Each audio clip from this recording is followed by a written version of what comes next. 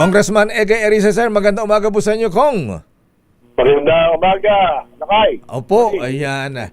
Anong mangyayari ngayon kung Egay nag-resign na ang isa sa mga kumbaga main actor dito sa ICI dahil siya ang nakakaalam sa mga anomalya at kalikaw ng DPWH.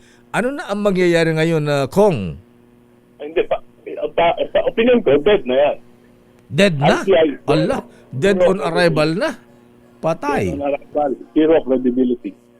Kasi si Secretary Dave Simpson, bukod sa kilala naman niyan pagdating sa integrity, was able to reform DPWH during his time. Totoo yan. Agree. Kaya may alam sa kalakaran sa DPWH, bukod sa technical knowledge. So, kung wala na siya, imagine they will be investigating 23,000 projects. Wow. Mula 2010 hanggang 2025, yan yung mandate ng ICI. So, paano gagalaw yan? Hindi mo pwedeng sabihin na tapos na yung trabaho. Kaya hindi siya kailangan. Kalukuhan yun. Kaya rin ako naniniwala na susuko siya on the basis of stress or physical, sabi nga nila, baka sa age. Hindi ako naniniwala dahil kilala ko siya na talagang magmamahal sa bayan at hindi susuko sa responsibilidad. At meron kaming constant communication. Inaasahan niya talaga maipasa yung itong batas na magpapalakas sa ICI. Na i-file namin mga kasama ko sa Liberal Party at ilang mga miyembro ng Kongreso na magbibigay ng immunity sa mga members ng commission, magbibigay ng sapat na pondo, magiging truly independent of Malacanang dahil merong sarili mga tao, hindi katulad ngayon, DOJ lawyers ang ginagamit nila. Pangapat ay para magkaroon ng contempt powers para hindi sila i-snub ng mga kailangan talagang witnesses. So, minadali namin ito, naipasa namin sa committee, pero na-stall eh. Sabi niya sa akin noon, tutulungan niya kami na makumbinsi ang presidente na i-certify ito as urgent. Pero 2 weeks lang nakastall. Ang pangako ng Kongreso, ni Speaker Body, tatapusin namin to before Christmas break. Pero 5 session days na lang kami. Kaya parang hindi na madali para magampanan namin yung...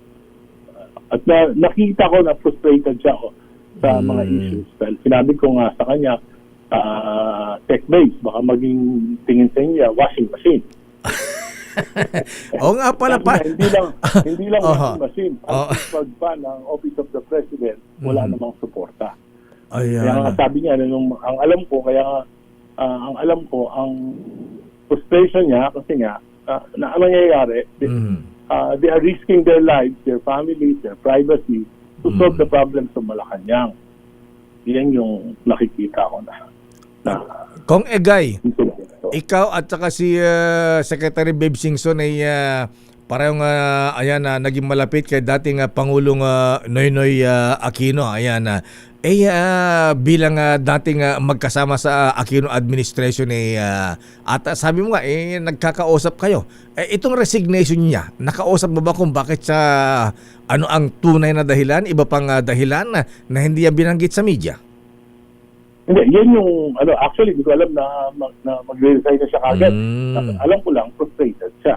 At yesterday, I was supposed to deliver a question of personal privilege para sabihin ko nga, madali na natin yung ICI, baka mag-resign pa si Craig Simpson. Yun na sasabihin ko. Hindi pa ako makakapagsalita, nag-resign Naunahan ka na.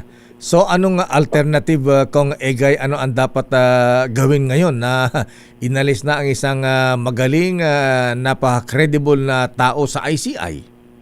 As it is, wala na yan. As it is, hindi na paniniwalaan yan. Yung ICI. Kaya ang pinaka-solution, isipay ng Pangulo yung deal.